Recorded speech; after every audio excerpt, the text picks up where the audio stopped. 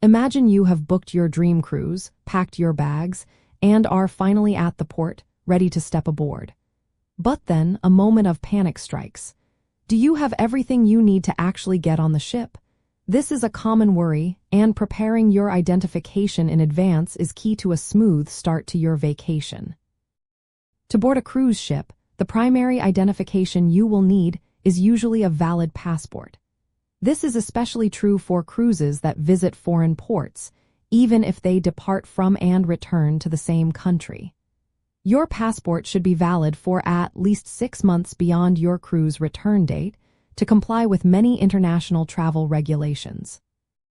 For specific closed-loop cruises, those that begin and end in the same United States port without visiting any foreign ports beyond Canada, Mexico, or the Caribbean, other forms of identification may be acceptable. The reason for these strict identification requirements stems from a combination of international maritime law and national security regulations, specifically the Western Hemisphere Travel Initiative, often called WHTI.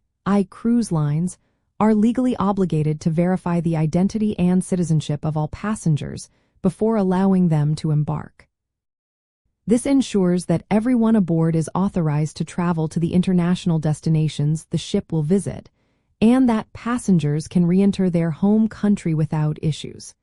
It is not just about boarding the ship, but also about accessing every port of call and successfully returning home. To prepare your identification, you should first check your cruise line's specific requirements, as they can sometimes vary slightly, even for the same itinerary. If a passport is required, apply for it well in advance, giving yourself ample time for processing. For United States citizens on closed-loop cruises, where a passport is not strictly mandatory, acceptable alternatives generally include an official birth certificate along with a government-issued photo identification, such as a state driver's license. Always keep your identification documents secure and easily accessible on embarkation day, but not packed in checked luggage. It is also wise to make photocopies or take digital images of your important identification documents and store them separately from the originals. This can be a lifesaver if your original documents are lost or stolen during your trip. Remember that even young children, including infants, need proper identification, typically a birth certificate or passport. Having the correct identification sorted avoids the disappointment of being denied boarding, which unfortunately can happen if documents are incorrect or missing.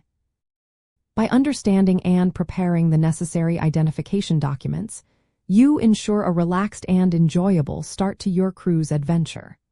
It removes one of the biggest potential stressors on embarkation day, allowing you to focus on the excitement of your upcoming journey and the incredible experiences that await you at sea and in port.